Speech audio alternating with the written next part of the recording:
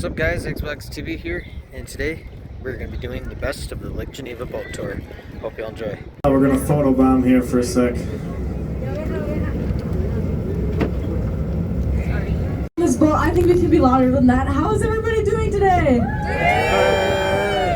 That is awesome. Hi, my name is Aubrey. I'm going to be your first tour guide today. This is my third season working here at the cruise line. I'm 18 years old and I'm finishing off my senior year at Social Central High School. I graduate next Saturday. System industry. As you'll see, the development of the Geneva Lake area is closely tied to the growth of the prairie town known as Chicago.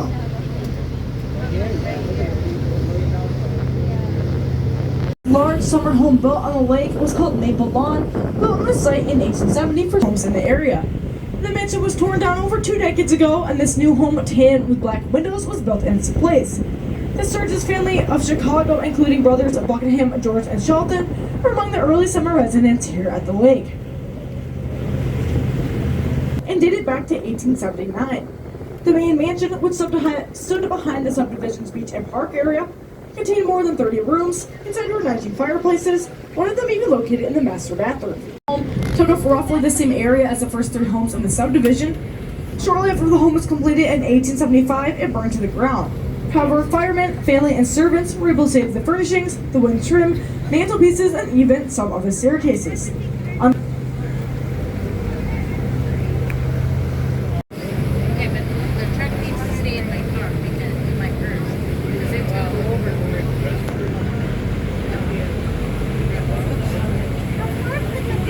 Until now, I've had to ask you to use your imagination of what some of these homes look like.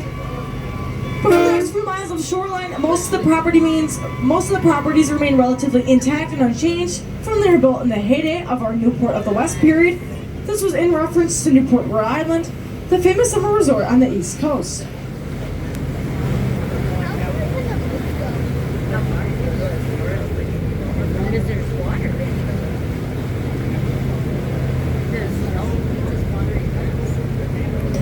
Built during Lake Geneva's golden era.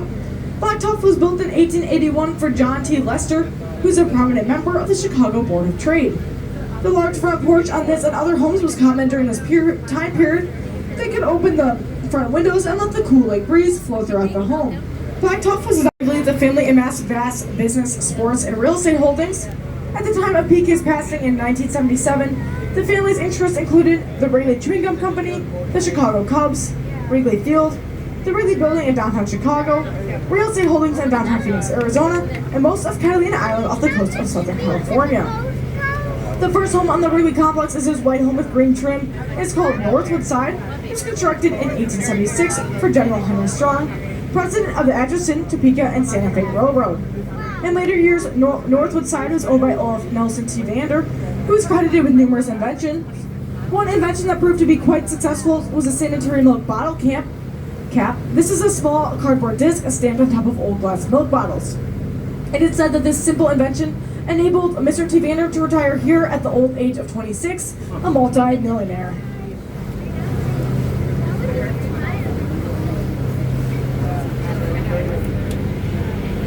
The next part of the estate is called Hillcroft.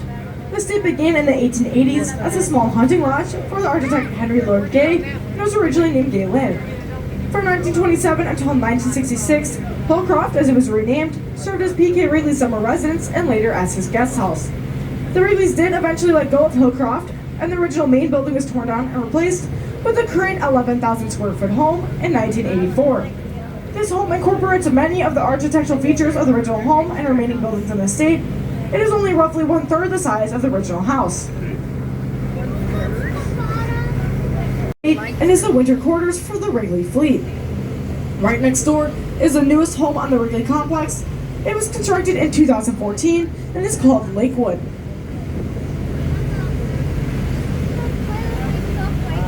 The tan building with the 3 brown garage doors is called Deadwood. It is made up of a series of boathouses and was built in 1910 to house 4 steam yachts. The property briefly interrupts the Wrigley estate at the shoreline, but it continues on a half-mile back from shore. You can see a birdhouse. This is a replica of what the property used to look like. The property went up for sale and was originally listed at $20.75 million in May of 2021 and was finally sold for $17 million in 2022. Recently, construction has begun and will be a 15,000 square foot single family home with a price tag close to $8 million. Now, many consider the next home to be the most beautiful on the lake, and it is a stunning example of Georgian architecture, similar in style to Thomas Jefferson's Monticello in Virginia.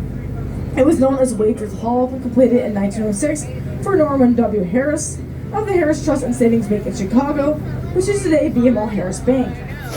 In 1920, the estate was purchased by Walton W. Shaw, co-founder of the Yellow Taxicab Company in Chicago, and was renamed Vesteni. By the 1930s, it was owned by Shaw's son-in-law Daniel F. Peterkin Jr., who was the president of the Moore and Salt Company. The estate remained in the Shaw-Peterkin family for nearly 80 years before it was sold to an investment advisor named Richard Driehaus. Later, it was sold for $36 million, which is a real estate record for the state of Wisconsin. The lake, as near as geologists can tell, the lake was formed over 20,000 years ago as a result of glacier action, which created the lake basin and sculpted the landscape. The lake is 7.6 miles. Like Aubrey had said, my name is Ella. I'm near to John B. Crome's family, who once owned one of the largest distilleries in Chicago. As it was known, the Allview estate once encompassed all the 700 club grounds, and the home stood in the clearing on the upper left of the lawn.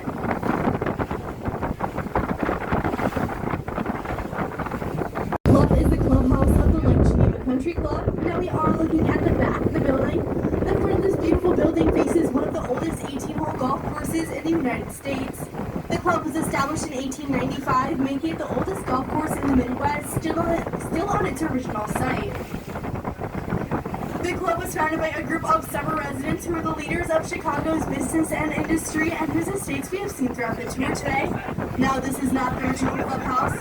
The original was a wooden structure with gabled roofing, but unfortunately burned down in 1950. The small membership limited to about 220 members and their families. This South Shore area, located in Lynn Township, has no public water utility. So this is basically a floating fire hydrant capable of pumping lake water from the lake as needed. It also has a water cannon that can shoot water up to 300 feet.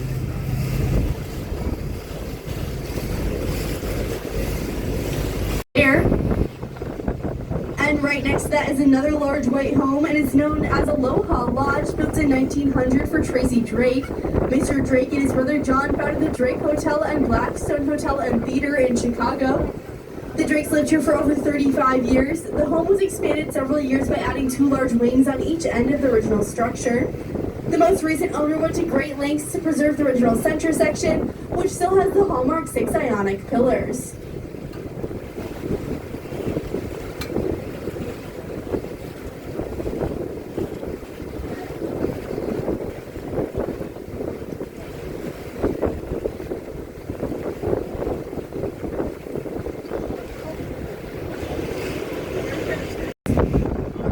Mr. Moore built the estate in 1900 for approximately $3.5 million at a time when the average wage was just a few dollars per week.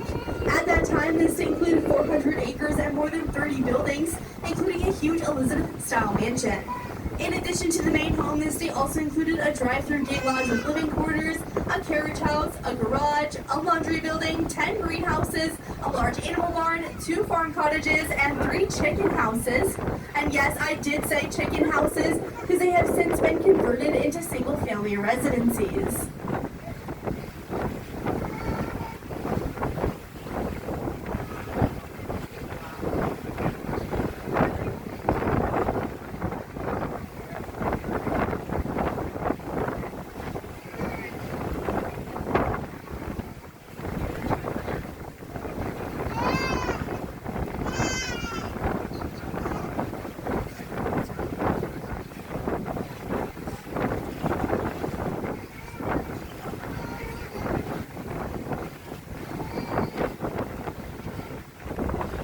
Charles Wacker. Mr. Wacker was president of the Chicago Planning Commission after the Chicago fire. Under his guidance, the well-organized redevelopment of the city took place. His Chicago planning included the Outer Drive, Union Station, Soldier Field, the Shed Aquarium, and And of course, the ingenious double-layered road was named in his honor, Wacker Drive. And right next to that is an elegant Spanish-style home known as Casa del Sueño or Dream House. The original estate, built in 1893, was known as Gilwood, but unfortunately burned down in 1928 and was rebuilt in 1930. For several years, the home was owned by the late Mr. and Mrs. William Bell, formerly of Chicago. The late Mr. and Mrs. Bell co-created and produced daytime TV dramas or soap operas. Two of their best known include the Emmy Award-winning series The Young and the Restless and The Bold and the Beautiful. Now, that unique boathouse was made to look like an old lake steamer. It is also used as a guest house. Its nickname is the SS No-Go.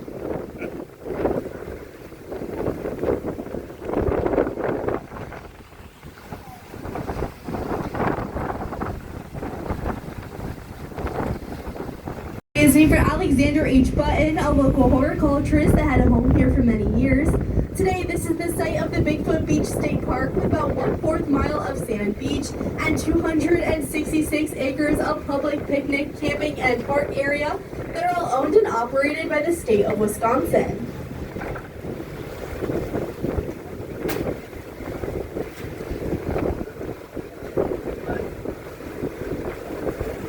Craftsmen use dovetail joints and long wooden pegs to hold the entire structure together.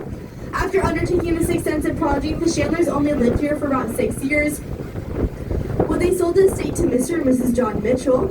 After that, the estate was then purchased by Frederick Lewis Maytag II of the well-known Maytag Washing Machine Company. The Maytags lived in the estate for about 2 decades, and this point of land is still referred to as Maytag Point. The Maytags sold the estate to a developer in 1948, and the property was subdivided over the next 10 years. In 1958, a developer auctioned off the furnishings and wood trim and let the Lake Geneva Fire Department use the home in a controlled burn to practice their firefighting skills.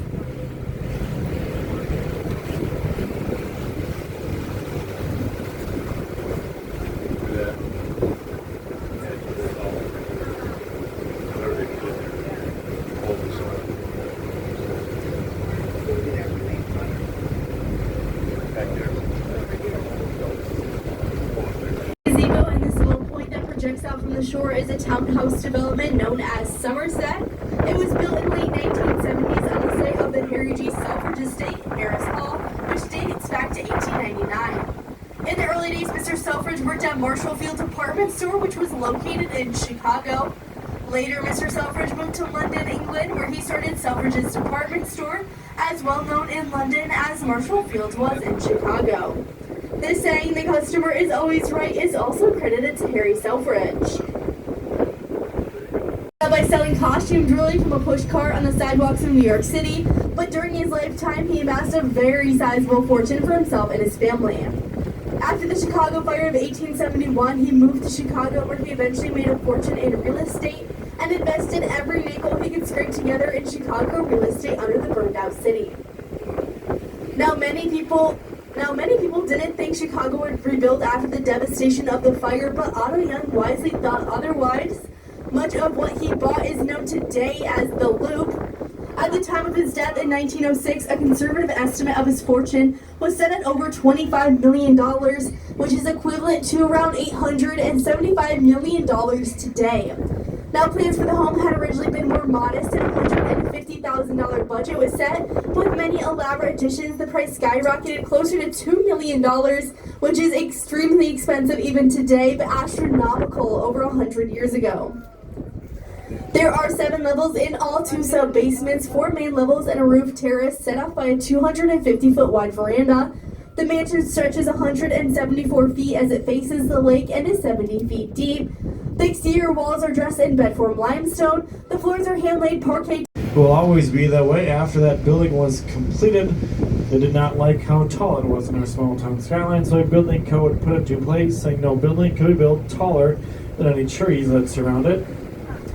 And the red brick building is walked through running it down about today is the Riviera. Of 1930, home to some big bands back in the day. Wade, King, Ernie Shaw, Dorsey Burroughs, Louis Armstrong, even a young Frank Sinatra. It's quite the night spot back in the day. Today, a civic center open for weddings, other get-togethers.